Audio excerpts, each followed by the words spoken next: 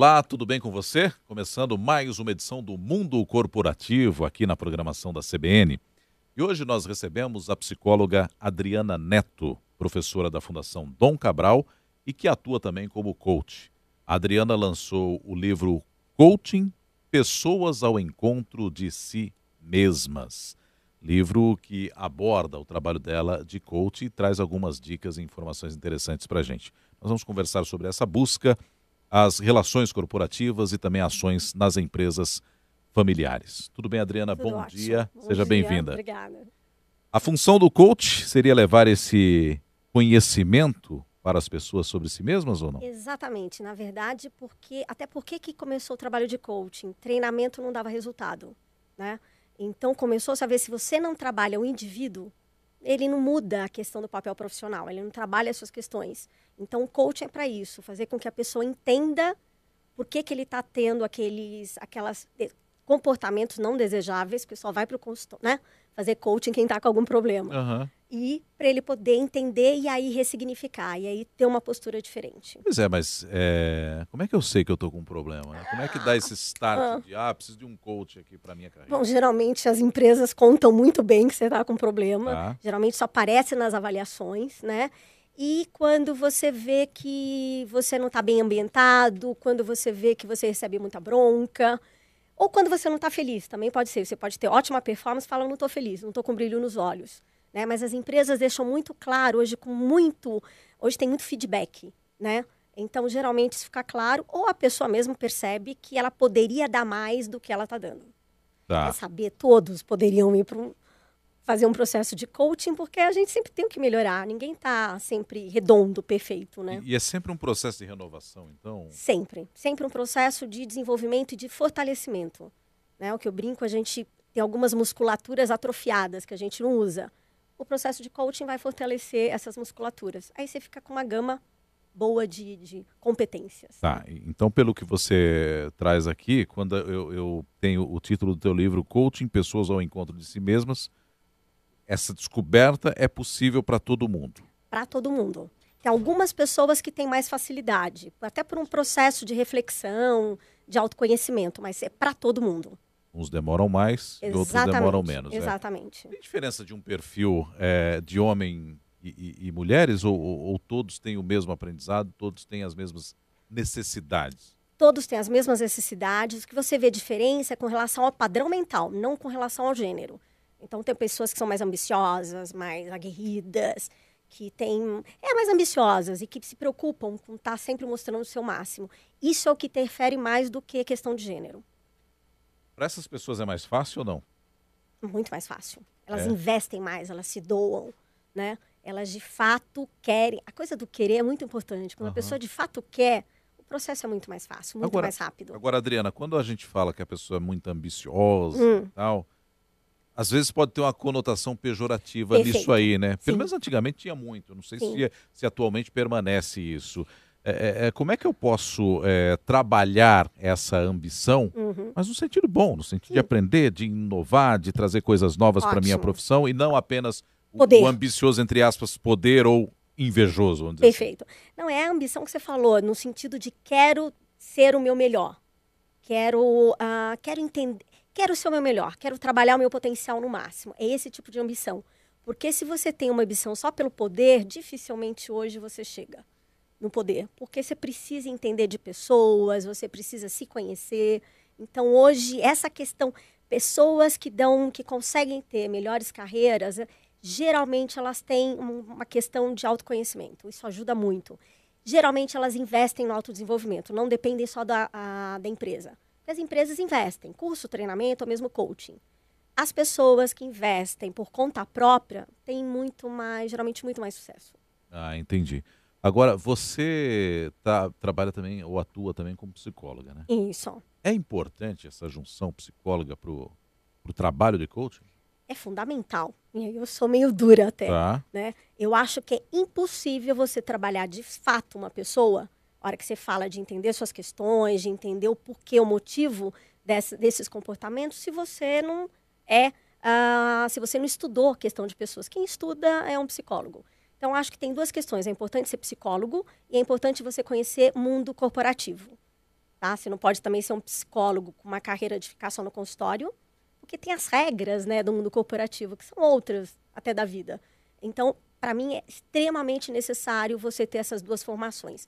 Já ter atuado no mundo corporativo, ou dentro, atuando como consultora, e ter também uma carreira de terapeuta. Porque, de fato, você conhece. Essa integração vai facilitar o trabalho de coach. Para mim é fundamental. Normalmente, quando a gente tem uma necessidade de fazer um trabalho desse, está ligado com a nossa relação com a vida de um modo geral? Com certeza. Tá? Então, assim, a hora que você vai fazer o trabalho e vai se entender, você vê que tem coisas relacionadas à sua infância, à adolescência. Então, até no trabalho de coaching, apesar de ser uma terapia do papel profissional, é o que eu sempre falo, você vai falar sobre qualquer coisa, porque eu passo a entender a pessoa, às vezes se ele tem uma questão, tá péssimo com a esposa. Entendendo a relação dele com a esposa, eu começo a entender também o mecanismo dele dentro da empresa, porque a gente é o mesmo. Então, o nosso padrão é o mesmo, em qualquer um dos papéis. Então, você tem que estar aberto e saber trabalhar qualquer tema. Tá, e Adriana, isso é determinante para o sucesso ou o fracasso profissional ou não? Eu acho. Eu acho que sim. Você citou no teu livro, aliás, você fala um pouco disso, mas não é algo que foge um pouco do controle da pessoa? Por exemplo, digamos que eu tenha tido uma experiência lá na minha infância ou na minha adolescência que possa se refletir na minha vida profissional. Perfeito. Mas eu não tenho controle dessa situação lá atrás. Exatamente isso. Ou mesmo na juventude eu posso ter o controle, Sim. mas aquilo não me preocupa ainda, se isso vai ter ou não um impacto na minha vida profissional, porque eu não estou pensando nisso. Claro. Nem Necessariamente. sabe qual vai ter, né? Exatamente. Então, teoricamente, todos nós carregamos uma carga aí de alguma coisa que vai impactar na nossa vida profissional lá na frente. 100%. Isso, exatamente. Como é que eu vou lidar com isso? Sejam frustrações, sejam alegrias, sejam experiências. Como é que se trabalha isso? Então, dentro do processo de coaching, primeiro é o que você falou, às vezes a gente não sabe, muitas vezes a pessoa não tem noção. Não tem nem como, é pela idade. Exatamente, não tem noção de que aquele comportamento... Estou tratando de um caso de um menino que é fantástico. A mãe dele falava que as pessoas não podiam ser exibidas. Não, meu filho, não seja exibido. Ele começou a fazer o quê? Ele começou a querer ficar na média, e ele é brilhante. Enquanto ele não revisitou aquela crença... Porque uma coisa é aos 10 anos de idade, você ouve a mãe é a pessoa mais importante, sabe tudo, você obedece. Só agora, entendendo que ele não consegue dar o seu melhor dentro da empresa, porque ele acha que dar o melhor é se destacar fica exibido, enquanto ele não entendeu isso, ele não conseguiu mudar esse padrão. Então, a pessoa não entende. Aí é o profissional que vai detectar. Nunca, o profissional coach, né?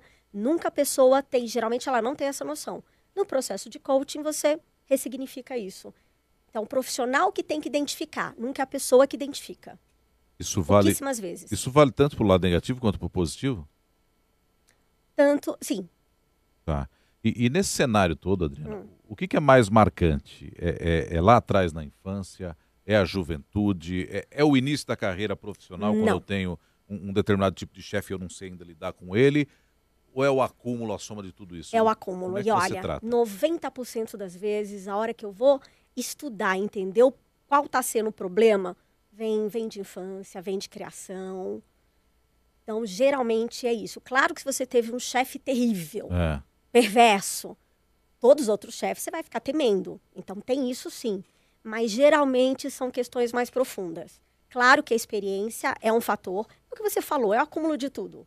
Né? Então, a gente não pode ser muito rígido, não é da infância ou não, é uma questão de experiência passada. É um acúmulo, mas geralmente tem a ver com criação, com educação, porque você projeta muito, por exemplo, no chefe, a relação que você teve com o pai. Tá. Você acaba tendo as relações com pares que você tinha com os irmãos. Isso é inconsciente, isso que é interessante. A pessoa não tem consciência disso. Isso independe da idade do chefe, por exemplo? Eu posso tratá-lo como um irmão às vezes ou não?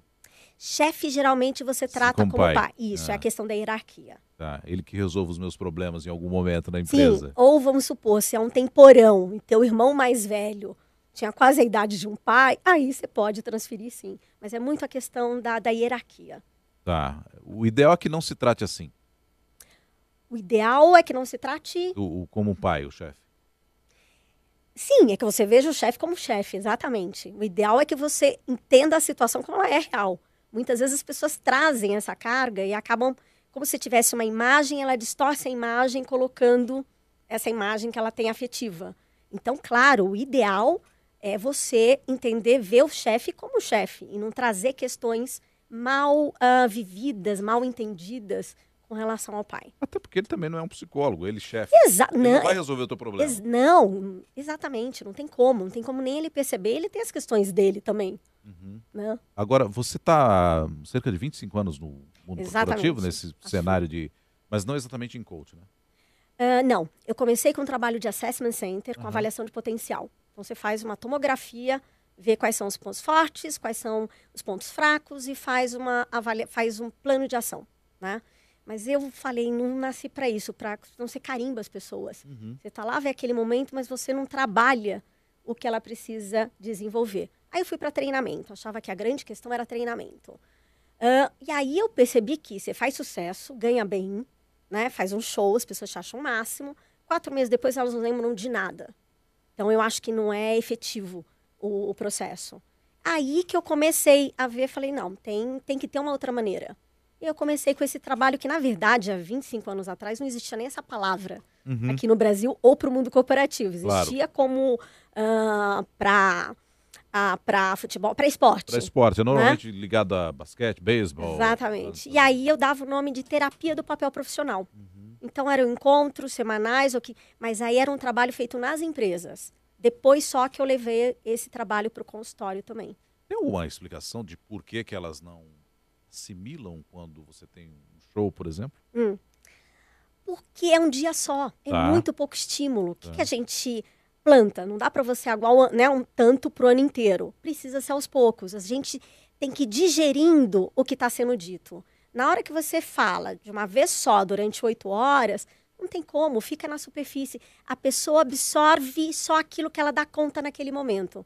Agora, se você for jogando esses estímulos com uma certa periodicidade, aí você consegue, de fato, tratar essa questão. É como se fosse um espetáculo que ela assistiu, mas não reteve quase nada. Bom, agora, se ela assistir parte daquele espetáculo a cada 15 dias, aí muda. Aí Entendi. você revê que nem livro. Você lê o livro 10 vezes, é diferente de ler o livro a primeira vez. Você tem muito mais se você revisita, né? Entendi. Ainda tem uma coisa, o treinamento é para você passar uma questão teórica. Você não trabalha o indivíduo. Já o processo de coaching, você trabalha o indivíduo, né? Adriana, e nesses 25 anos que você começou trabalhando com pessoas, né? E são 25 anos lidando com isso, com pessoas, com profissionais, enfim.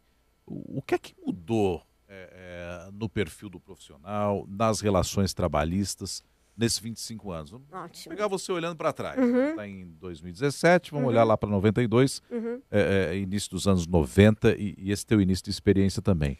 O que é que mais te chama a atenção quando você olha lá para trás? O que mudou? E vou falar até numa palavra forte. Para mim, a questão da perversidade nas relações. Tá? Eu acho que os ambientes eram mais tranquilos, tinha um clima melhor. Por quê? Era um monte de gente. Então, você não era tão exigido, você não era sobrecarregado. A competição não era tão acirrada. Né? O que acontece hoje? Com essa demanda excessiva, com esse estresse diário, você acaba mostrando a sua sombra. Então, assim, vejo hoje o que eu não via antes de perversidade mesmo. Eu falo, gente, isso não pode. Mas não é uma ou outra pessoa, é um ambiente. Mas o mundo não sempre foi perverso? Foi, mas em situações mais confortáveis, de menos instabilidade, você acaba driblando um pouco, você acaba trabalhando o seu lado luz e o teu lado sombra. Na hora que você está... E uma instabilidade do mundo mesmo, né? Se a gente for ver, tem a coisa do como é que meio ambiente, guerras, terrorismo, política. Então, você acaba absorvendo isso também. Você já chega, você absorve essa instabilidade, esse pior do mundo. Né? Que a gente está falando, como é que estão as notícias? Você até não se surpreende mais. Então, você leva isso para o ambiente profissional, não tem como, você é um só. Esse mundo profissional hoje ele é mais competitivo, muito mais competitivo do que era lá atrás? Sim, porque até hoje a competição é demandada pela empresa. Então, assim, tem ranking. Se você não for o melhor, se você não estiver nesse quadrante high flyers, você está com a sua empregabilidade questionada. A própria empresa estimula essa competição entre as pessoas para que elas sejam melhores, mas é um tiro no pé, porque você começa a ter um clima muito ruim. Essa competição tinha que ser ela com ela mesma. Aí sim, a coisa até da ambição positiva, né? Mas a hora que você começa a estabelecer, a incentivar uma concorrência entre os pares, entre as áreas, pode ter um bom clima. Não pode ter um team building, né? Tá, e aí, diante disso, você tem um reflexo no comprometimento das equipes, ou seja, no teu trabalhador se empenhar e, entre aspas, vestir a camisa ou a filosofia da sua equipe. Como é que isso bate no comprometimento? Perfeito. Vestir a camisa, vou ser honesta, vejo muito pouco. Antes tinha, né? O que tem? Elas acabam ficando com raiva da empresa. Então, por exemplo, o chefe sai, tem uma coisa assim, agora também não vamos fazer, tem uma coisa de uma vingança, de uma raiva contra a própria empresa, porque você tem esse ambiente perverso. Se você cobra mais, paga menos, né? Se você vê as pessoas sendo demitidas porque tem um bom salário e contratado júnior, você acaba ficando com raiva. Você fala, a empresa é sacana comigo. O que acontece? No que eu posso, eu também sou sacana. Mesmo inconscientemente. Claro que tem pessoas que fazem isso de maneira deliberada. Exatamente, mas por isso que a hora que se você não tem todo mundo olhando, se você não tem um sistema de controle muito grande, as pessoas falam, eu vou sacanear. Acaba gerando, então, a desmotivação do grupo. A desmotivação e a raiva. Tem uma coisa de raiva. É muito comum as pessoas pegarem o que eu chamo de bode das empresas. Falarem, eu não aguento mais ouvir falar nessa empresa. Acabam achando que todos os problemas são em função da empresa. Então, hoje a relação do funcionário, do executivo, qualquer colaborador com a empresa, geralmente está muito desgastada. E falando em desgastada, é por isso que a gente tem tanta rotatividade nas empresas ou isso é uma questão geracional na sua... Acho que tem as duas questões. Tá? Tem uma questão, sim, de desmotivação, mas aí o que acontece? As pessoas acabam mudando de carreira, saindo do mundo corporativo, porque acabam vendo, olha, sai de uma empresa, vai para outra, muda o CNPJ. Muda muito pouco essas relações. Então, elas falam, não, quero um outro tipo de carreira. Agora, essa geração, para eles pegar mal você falar entre eles que eles estão há 7 anos na mesma empresa. Se eles estão, eles falam, não, mas eu fui promovido todos os anos. Né? Então, tem um pouco disso, sim. Eu acho que são essas duas categorias. Vai ter espaço para todo mundo, Adriana? Com esse transitar de carreiras e até de posicionamento? Porque, como você disse... se você troca só de CNPJ, mas talvez o ambiente seja o mesmo. E aí vai chegar uma hora que você não tem mais para onde correr, ou você não vai ter espaço para todo mundo, como carro. Exatamente. Vende carro toda hora. O garoto faz 18, recebe um carro. Daqui a pouco você não tem rua para carro. Mas, por exemplo, quando tem algumas empresas que fizeram aqueles programas de demissão voluntária, eles davam bônus. Quem saía? Os mais inteligentes, com mais potencial. Então, o que acontece? As pessoas que não têm essa ambição, ou que não têm elas ficam. Né? Pessoas de potencial, o que elas fazem? São as startups, é o empreendedorismo, são as novas carreiras. Então, acho que isso está mudando muito. Até porque nós temos um número de pessoas muito maiores, né? A impressão que dá também, né, Adriana, é que tem muita gente abrindo mão do estilo de vida tradicional. De ter um trabalho que seja bem remunerado, ter um carro bacana, etc, etc. Então, eles optam por algo que lhe dê prazer, não necessariamente financeiramente. Né? Exatamente. E por é claro que ninguém pode abrir mão do dinheiro completamente. Mas você talvez fique menos, entre aspas, escravo do dinheiro? Exatamente, porque, por exemplo, alguns filhos, viam os pais falando mal do trabalho, chegando exausto, falando, espero o dia da minha aposentadoria. E falaram, meu Deus, isso é um horror. Então, não quero essa vida para mim. Eu não quero trabalhar, não. Não quero essa vida para mim. Então, tentam fazer uma coisa diferente. Então, hoje tem, sim, as pessoas estão mais preocupadas com o bem-estar, com a felicidade, o que eu acho excelente. Porque... a questão do brilho dos olhos é raríssimo você ver nas empresas. Então, isso tinha que mudar. Então, acho que é o mundo já se reposicionando, já mudando essa forma, essa relação com o trabalho. E as empresas vão ter que mudar, senão depois não vai ter ninguém. Morre essa geração. Tem essa outra, se eles não derem outras condições de trabalho, tiverem outra relação, claro que eles não vão se sustentar. E você me dizia, antes da gente entrar no ar, e você conhece muitos casos de pessoas que acabam até vivendo à base de remédios ou tendo algum tipo de doença em virtude da pressão no trabalho. Isso é muito comum? Extremamente comum. Eu diria que é 90%. A hora que eu vejo alguém que não, eu falo, gente, deixa eu estudar esse case, porque tem alguma coisa diferente. Então já é muito comum. Por quê? Porque as pessoas têm que suportar.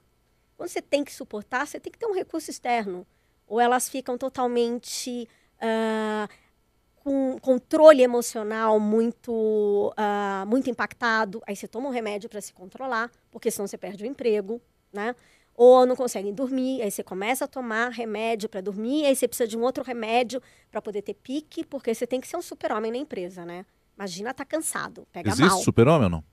Claro que não. Mas as empresas falam, é isso que elas buscam. Como lidar com essa pressão? E que Ótimo. normalmente ela atinge muito a camada mais elevada, não é isso? Isso.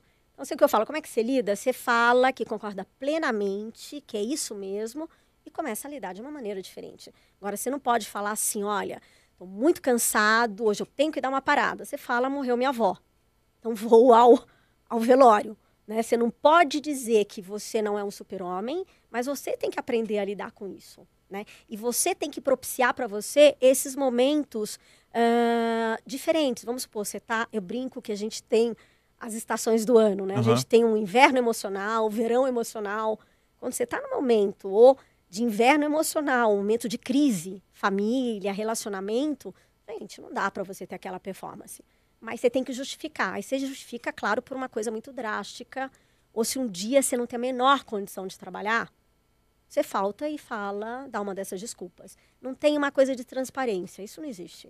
A gente fala muito dos workaholics, mas aí acho que entra no cenário de exceção, né? Os workaholics. Normalmente você precisa de um descanso, de uma parada, de uma pausa para recarregar as baterias. Muitas vezes o workaholic tem uma coisa de fugir da vida pessoal também. Entendi. Ou é muito tesão pelo trabalho, muito brilho nos olhos, aí você se dá completamente, ou tem muito uma coisa da tua vida pessoal ser pior do que a profissional. Mas é ficar longe de casa, algo assim. Mas tem muitos. Não, deixa eu ficar aqui mais tempo. O nosso ouvinte aqui, o Miguel Noronha, mandou uma mensagem dizendo o seguinte, que ele acha que as empresas prometem um desafio, mas acabam entregando uma rotina. Perfeito, excelente. É por aí? Exatamente isso. Eles vendem uma pílula, vendem a empresa, porque eles querem contratar aquela pessoa. Né? Então eles veem, é um talento, eles vendem a imagem de que somos o máximo para atrair esses talentos. Mas chega lá, na maior parte das vezes, isso é uma rotina, é um trabalho burocrático. Aí a pessoa fica super frustrada. Se tem condições, sai. Agora, se não tem, se depende daquele salário, fica. E aí, para suportar tudo isso, é isso que acontece. Ou você se medica, ou você não consegue dar o seu melhor. É isso que tá. Você tem que estar com brilho nos olhos para dar o seu melhor. Senão, você dá 50%. Agora, isso não sempre foi desse jeito? As pessoas não conseguiam lidar com essa situação? Acho que as situações eram... Primeiro, a pílula não precisava ser tão bem vendida, porque era aquela coisa, a empresa tinha aquele nome, as pessoas iam, né? E a competitividade era menor. Exatamente. O cenário era mais tranquilo. Tinha uma marola maior. Entendi. Você também trabalha muito com empresas familiares. Isso, é fantástico. Psicólogo, quando fala fantástico, é porque é um caos, tá? Tradução. Fala que lindo. O ambiente tende a ser muito diferente de um cenário no qual não seja uma empresa, um mundo familiar? Entendi. Por exemplo, as empresas familiares, elas são muito mais, eu digo, conservadoras. Elas vivem como eram as empresas há 20 anos atrás. É mais paternalista, aquela pessoa fica empregada porque ela ajudou tanto. Então, é um ambiente muito mais zona de conforto. Tem uma gratidão. Total. Então, você fica com pessoas incompetentes, antigas, elas sabem que não vão sair. Então, aí você já não tem essa pilha em estar sempre se desenvolvendo, né? E também tem uma questão muito diferente, que é, a hora que você pega a família em si, a complexidade das relações é super diferente. Então, as pessoas da família que trabalham na empresa, se você é um consultor que vai fazer um trabalho, é muito mais complexo. Porque no ambiente profissional, tudo bem, você tem as suas questões, mas depois você vai embora, não precisa conviver com aquela pessoa, muda de emprego, não convive. Agora, até que eu comentei com você que para mim isso é o clássico. Empresa familiar, quando está no board, diretoria, presidência, vão ter que resolver alguma coisa muito estratégica, muito importante. Você muitas vezes vê que a coisa impacta não por uma visão diferente do negócio. Porque o irmão roubou o carro com 4 anos de idade, ele não confia no irmão. Isso é sério, não é piada. Não é piada. Tá? Isso acontece, diria, 70% dos casos, a hora que você vai ver. E ele carrega aquilo? Totalmente. É uma brincadeira de criança. Não, mas para ele, o irmão nem lembra. Isso. Mas para ele aquilo ficou gravado. Agora, claro, cai naquilo, não é consciente. Então, só quando isso se torna armazenado lá. consciente é que ele fala, gente, era 4 anos de idade. Enquanto isso não for consciente, ele vai atuar sem saber que era uma coisa... Tá, pegando o fundador e mais esse futuro proprietário, né, o filho no caso. O herdeiro, né? O herdeiro. A gente pode ter aí um conflito de gerações à medida em que você tem uma cultura de um modo e teoricamente o herdeiro terá uma cultura um pouco mais avançada. Você chega a lidar com esse caso? Sim, você tem esse conflito quando o herdeiro estudou no exterior, quando o herdeiro trabalhou em outras empresas, quando ele foi para o mundo. Quando ele não foi para o mundo, se formou, foi fazer estágio na empresa e ficou, você tem menos conflito. Porque tem uma coisa muito mais de acaba subserviência. assimilando mais essa cultura. Exatamente. Tem uma coisa, ele tem que obedecer ao pai, não é o CEO.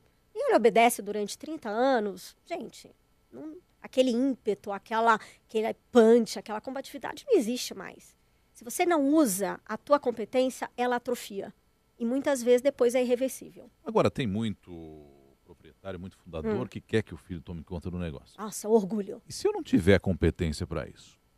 Digamos que eu não saiba cuidar de uma empresa de canetas e não tenho a menor aptidão para isso, e o meu pai tem lá a empresa de canetas e quer que eu contribua para isso. Se você percebe isso, o que você tem que fazer é: pai querido, te amo, sou grato a tudo que você construiu, né? Mas acho importante, mas a minha história é outra. Os pais muitas vezes ficam possessos. Geralmente isso dá um distanciamento durante um tempo, porque o pai se sente traído. E eles falam assim: eu construí essa empresa para vocês. Aí eu pergunto: vocês perguntaram se eles queriam? Porque eles não queriam. É verdade. Mas não, eu me dei, minha vida inteira foi para construir isso para vocês. Mas nunca perguntaram, né?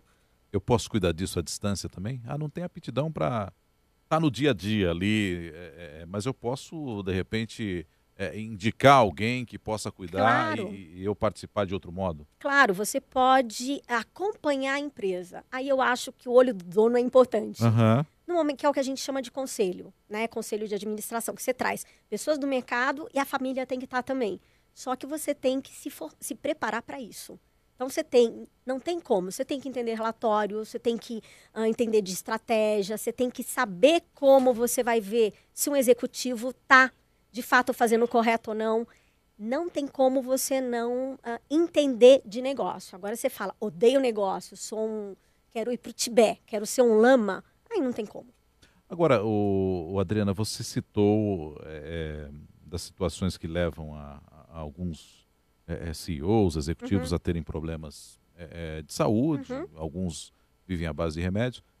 Numa empresa do ramo familiar, isso é menos frequente ou é a mesma coisa? Não, muito menos frequente. Agora, o que tem se você é um executivo, vai para uma empresa familiar, se você não for da família, possivelmente você não cresce. Agora, a pressão é menos, então aí tem isso. Você fica muito mais estável, né? Você não tem toda essa pressão, mas também tua carreira provavelmente vai acabar lá. Então, tudo tem ônus e bônus. Eu falo, nessa vida, planeta Terra, nada é perfeito. Sempre tem ônus e bônus. Aí é como você escolhe para conduzir a sua carreira, né? Exatamente. Adriana, a gente está chegando no final aqui do Mundo Corporativo. Para quem nos acompanha, qual é o recado que a gente pode deixar? E partindo do título do teu livro, né? Como é que eu posso me encontrar? Para onde é que eu devo, entre aspas, atirar ou conduzir a minha carreira, hein? Perfeito. Para mim, assim, não tem como eu não falar outra coisa, mas assim, faça um trabalho de autoconhecimento. Não tem como você dar o seu melhor e otimizar o teu potencial se você não se conhece. O mundo está caótico, está uma baita crise. Então, assim, se você não tem esse autoconhecimento, se você não conhece as tuas questões, você fica muito envolvido nisso. Você acaba ficando muito nesse caos, né? Agora, tem vários processos. Assim, tem processo de coaching, tem processo de terapia, tem processos, às vezes, de até meditação. Cada um tem que encontrar qual é a sua fórmula, né? Tem gente que parte para uma espécie de ano sabático, quando é possível. Sim. Isso é bacana? Eu acho ótimo, mas assim, 99% não volta. Ah, é? Não, não. É super importante. Eu falo que é um período de desintoxicação. Não tem como você sair de um trabalho e engatar no outro. sem você... Assim, você pode, claro, mas a probabilidade é que tudo fique da mesma maneira. Aham. Então, a desintoxicação, para você poder saber o que você quer, tem que ficar distante. Acho que aí tem que ir pro exterior. É ir pro Tibete mesmo.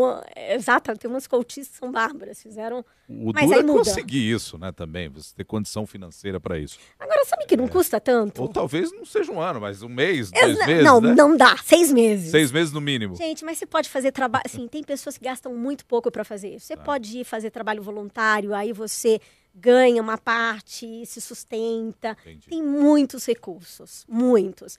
Dinheiro é uma bela desculpa. Eu acho que a coragem é que é mais difícil de se ter. Bacana, mas o recado é esse. Se conheça, procure Se aprofundar o conheça. conhecimento sobre você mesmo. Até porque, Roberto, assim, a gente se sabota muito. Se você não entende quais são os seus mecanismos de sabotagem, você fica submetido a eles.